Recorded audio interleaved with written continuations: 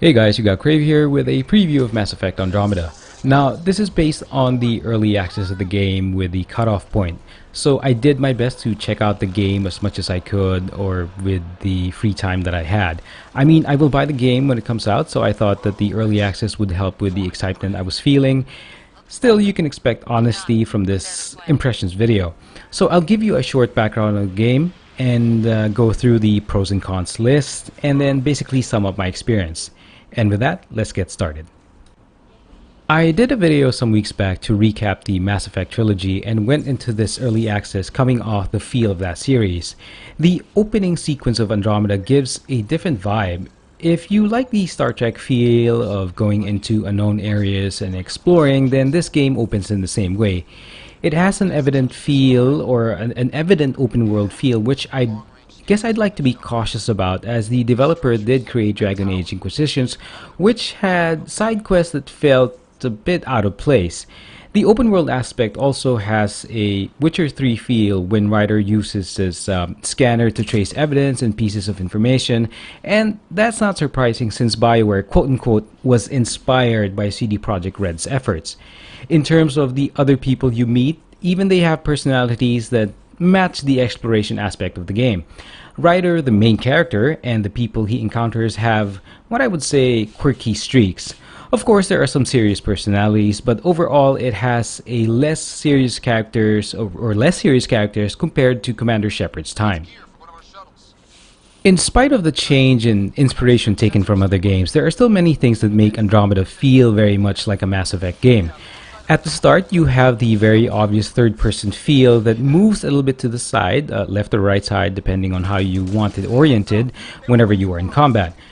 However, as opposed to the first three games, there is the additional vertical element with the addition of jetpacks, which also is useful for traversing the landscape even when out of combat.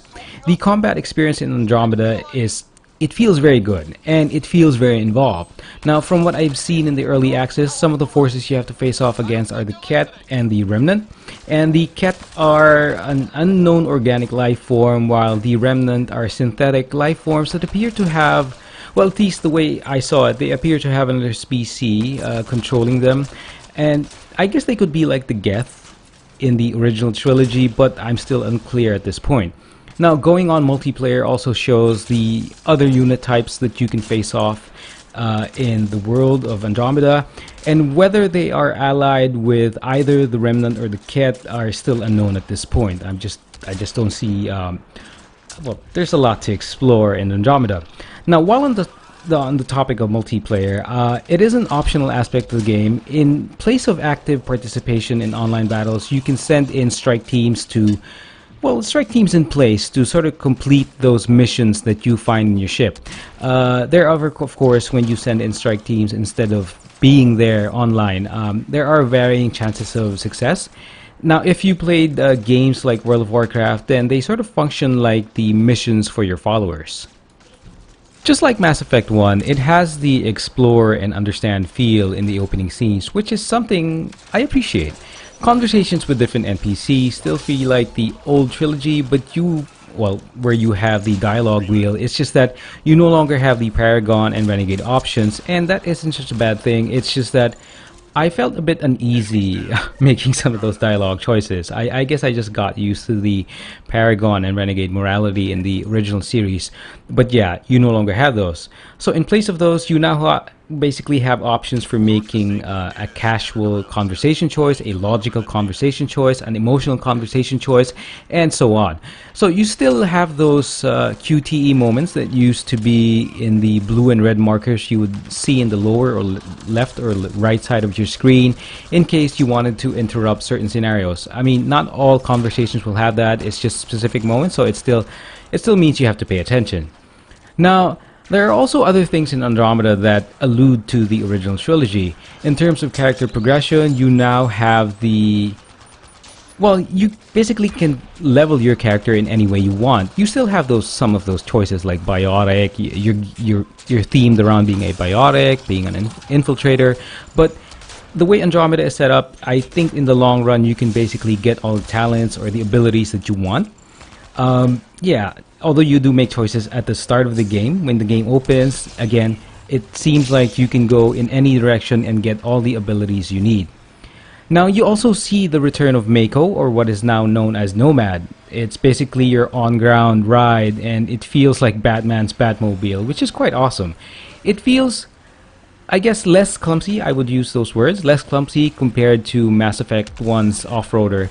And other things that feel familiar, I think some conversations in the game, not that I think, I know they do reference some events of the original series, even with this early access. For example, I had a conversation with one Krogan that was talking about the genophage, the sort of quote-unquote cure suggested by Solarians to stop the Krogan menace. And in one part of the ship, you also find a model of the Normandy SR2 at the early part of the game. So there's a lot of small things that sort of allude to the original trilogy, but nothing too big that you would feel like you were lost if you didn't play the first 3 games. With that, the overall feel of the first few hours of the game feels like a greatly packaged space opera, but let's tackle the other details in a pros and cons list, and let's start with the cons. So for the cons, you have what I've listed there: mannequins, Inquisition feel, slow transition system-wide. It sort of feels like it's all over the place at times, aliasing in some areas, and some glitches.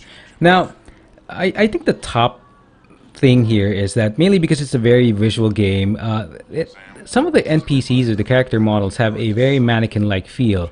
I don't know how to put it, but they feel a bit plasticky, and sometimes I chose a male writer, or Scott writer, for my main character, and sometimes it's that plasticky feel extends to the facial expression.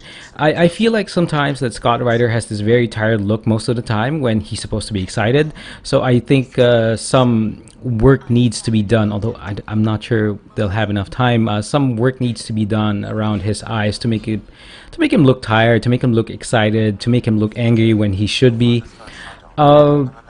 Inquisition feel, yeah, it does. I'm a bit cautious on this one because it does feel like there are a lot of side quests that you have to do. I'm just hoping it's not going to be built like Dragon Age Inquisition, where some things felt a bit off. Now, the third con is the slow transition system-wide. I do feel like the transition from planet to planet was a bit slow. I think they wanted to give a bigger view of galaxies and solar systems, but the movement from planet to planet it felt a bit slow. I'm not sure whether there's an option there to sort of skip the animation, but it does feel slow. And the game also feels a little bit all over the place. Again, I guess that's related to the Inquisition feel, but I'm hoping that's not going to be the case in the long term of the game. I noticed some aliasing in some areas, even when you max out your AA settings and graphical settings. At least this is for PC, so I'm hoping that's something they can fix. And then I did notice some glitches in the game. The most obvious glitch I noticed, aside from crashing in multiplayer and some stuff in some other aspects in the single player part of the game, I also noticed what you're seeing right now, a pretty bad glitch. And when I started the female rider option when I started a new game, so I'm hoping these things get sorted out before launch.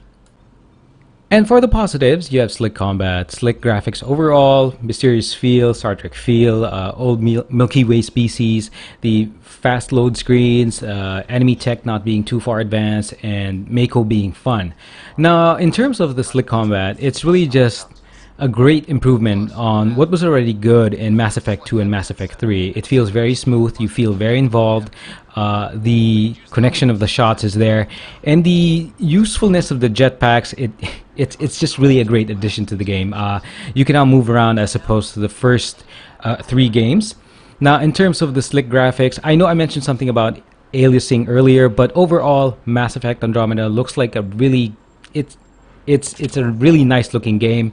There is that mysterious feel to it, which is good because as players are being introduced into a new galaxy. There is also that, in line with that, the Star Trek feel. I don't know why, even when talking with some of the NPCs you encounter, especially in your own ship in Tempest, it has that Star Trek feel. There is about the old Milky Way species. I just wanted a certain sense of familiarity. I didn't want to be thrown into a completely new world, especially when the game carries the branding of Mass Effect. So that's a good thing. The fast loading screens are very much appreciated instead of just sitting there waiting around for the next part of the game to show up. The load screens were pretty good, or at least the time that they used up were pretty good.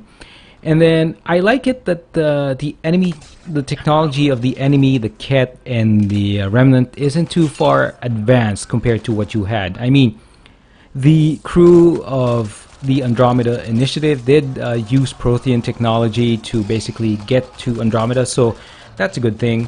And of course, while it's still a bit clumsy, Mako, or what is now known as Nomad, is a fun thing to use now. So, in summary, yeah, I can't tell with finality, to be safe, whether Andromeda is going to be a success based on this early access, but it is Bioware, and they are known for their RPGs. Well, sure, yeah, they've had some misses with Dragon Age Inquisition being all over the place, Knights of the Old Republic 2 having that very rushed feel just to push it out of the gate and get it sold, and of course, the infamous ending to Mass Effect 3. But their overall track record is very impressive. I am personally looking forward to this game, and I just hope I have a lot of time to spend on it during the first 2 weeks. So anyway, thanks for checking this out, guys, and I'll talk to you soon.